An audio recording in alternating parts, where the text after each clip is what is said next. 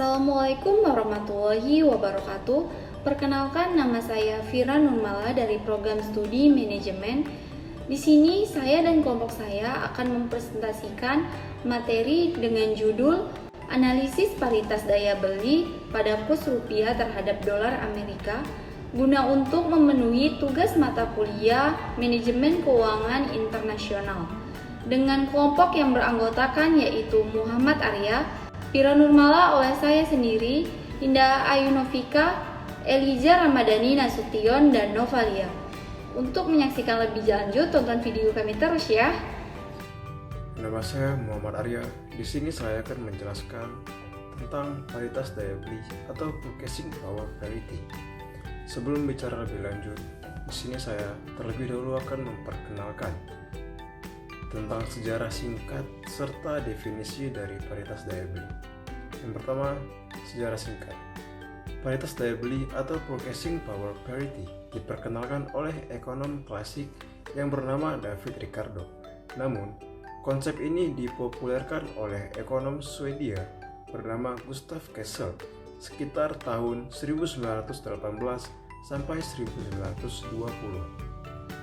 Di mana saat negara-negara Eropa seperti Jerman dan Hungaria mengalami inflasi yang cukup tinggi. Kemudian, definisi atau pengertian dari paritas daya beli atau purchasing power parity adalah konsep ekonomi untuk menyetarakan harga sekumpulan barang yang identik di berbagai lokasi yang berbeda. Teori PPP dapat dibedakan menjadi dua persi, yaitu yang pertama persi absolut. Menurut Kuncoro tahun 2021, teori PPP persi absolut mengatakan bahwa kurs palas dinyatakan dalam nilai harga di dua negara dengan rumus ST sama dengan PT per P kali T. ST sama dengan kurs support periode T, PT sama dengan harga rata-rata tertimbang domestik, P kali T sama dengan harga rata-rata tertimbang luar negeri. Dengan kata lain, PPP absolut menerangkan bahwa kurs spot dapat ditentukan oleh harga relatif dengan jumlah barang yang sama. Yang kedua yaitu teori relatif. Teori relatif menyatakan bahwa laju perubahan indeks harga di dua negara akan hampir sama, sepanjang biaya transportasi dan hambatan-hambatan perdagangan tidak berubah. Menurut Badura tahun 2000. Sementara itu, PPP relatif mengatakan bahwa persentase perubahan kurs nominal akan sama dengan perbedaan inflasi di antara kedua negara. Dinyatakan dalam konteks mendatang, harapan perubahan kurs palas sama dengan harapan perubahan inflasi. Apa itu teori PPP? Yang mendasari teori PPP adalah bahwa pasar komoditas merupakan pasar yang efisien, baik dari sisi operasional, penentuan harga, dan informasi. Pasar yang efisien menunjukkan terpenuhnya beberapa asumsi sebagai berikut. Semua barang yang diperdagangkan di pasar internasional tidak dikenal biaya transportasi. Tidak ada hambatan perdagangan antar negara. Semua barang baik domestik maupun internasional bersifat homogen. Terdapat kesempatan indeks harga yang digunakan untuk menghitung daya beli mata uang asing. Apa itu Law of One Price? Pendekatan PPP menganggap bahwa komoditas tertentu cenderung untuk memiliki harga yang sama di seluruh dunia ketika diukur dengan mata uang yang sama. Kondisi ini disebut sebagai Law of One Price. Definisi The Law of One Price: suatu kondisi di mana barang yang identik harus dijual dengan harga yang sama dimanapun barang itu dijual jika harganya ditetapkan dengan mata uang yang sama. Hal ini dimungkinkan karena dengan tidak adanya hambatan dan biaya transportasi, maka harga komoditas atau jasa cenderung akan sama di setiap pasar. Sebenarnya, Law of One Price dapat beroperasi jika pasar nasional dan internasional bekerja dengan baik. Dalam kondisi ini, tindakan arbitrase akan dengan cepat untuk menghapus perbedaan harga antar lokasi geografis yang berbeda. Permasalahannya adalah bila pasar terletak pada negara yang berbeda, Perbedaan negara akan mengakibatkan harga komoditi atau jasa akan dinyatakan dalam mata uang masing-masing negara. Walaupun sebenarnya harga masih tetap sama, tetapi perbedaan harga ini membutuhkan konversi satu mata uang ke mata uang lain.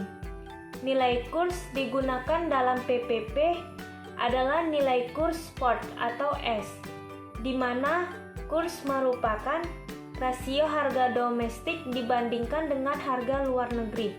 Jika the law of one price dipegang untuk setiap komoditas, maka PPP secara geografis akan terjadi selama referensi mengenai tingkat harga antar negara adalah sama.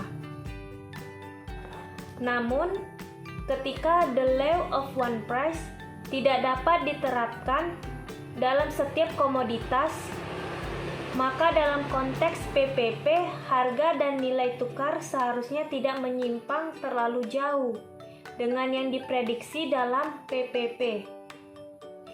Bila harga komoditas di suatu